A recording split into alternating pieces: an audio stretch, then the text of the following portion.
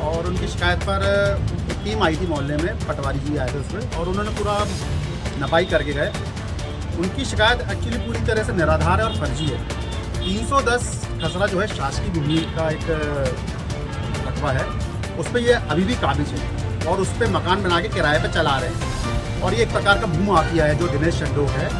इसके मोहल्ले में 30 से 40 मकान किराए पे ऑलरेडी चलते हैं। इसके अलावा इसने शासकीय भूमि पर कब्जा करके नाले की भूमि को सकरा कर दिया है और उस जगह पर किराए पे चलाता है। दूसरा विषय, भूमि को लेकर के इसकी सगी बहन ने इस पर आरोप लगाई है कि इसने अपनी बहन का हिस्सा हड़प लिया है। इसके सगे भाई ने इस पर केस किया हुआ है कि अपने सगे भाई के जो मकान है उस पर किराया वसूली करता है। तो इसको मैं पूरी तरह से नकारता हूँ। ये आरोप टोटल निराधार है।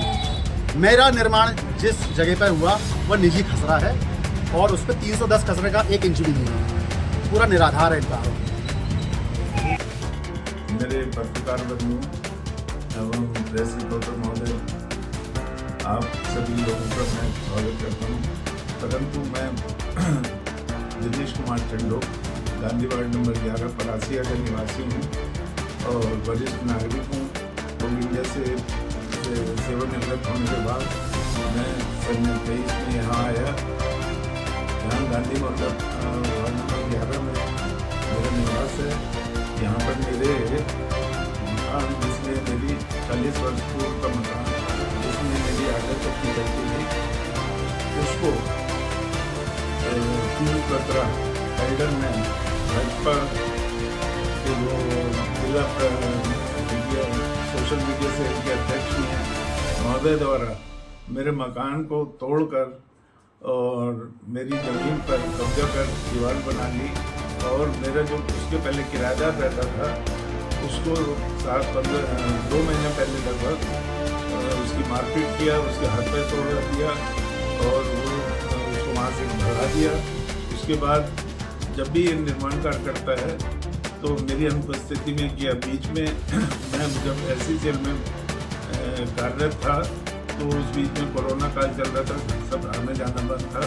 उस बीच में इसने पीछे की ज़मीन घेर के बाउंड्री वाल बना के गेट लगा दिया था, जिसकी मैंने CM हेल्पलाइन और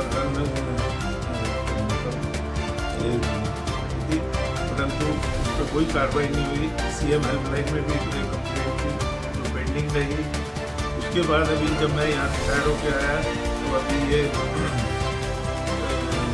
इसने 2 महीने पहले लगभग 9 दिन तो निर्माण कार्य चालू किया। मैंने इसकी शिकायत नगर पालिका, पुलिस, SDO की, इन लोगों को की, परंतु कोई कार्रवाई नहीं हुई। उसके बाद मैंने दोबारा कंप्लेंट की, तब भी कोई कंप्लेंट नहीं, मतलब कार्रवाई हुई।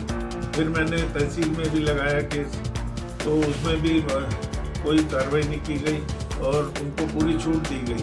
बीच में जब मैं शिकायत करने थाने गया तो ये लोग मुझे धमकी दे रहे थे। पूरे इनकी मित्र मंडली जो भी है, भाजपा के गुंडे लोग सब मुझे घेर लिए और वहाँ धमकी दे रहे थे, शिकायत नहीं करने दिए।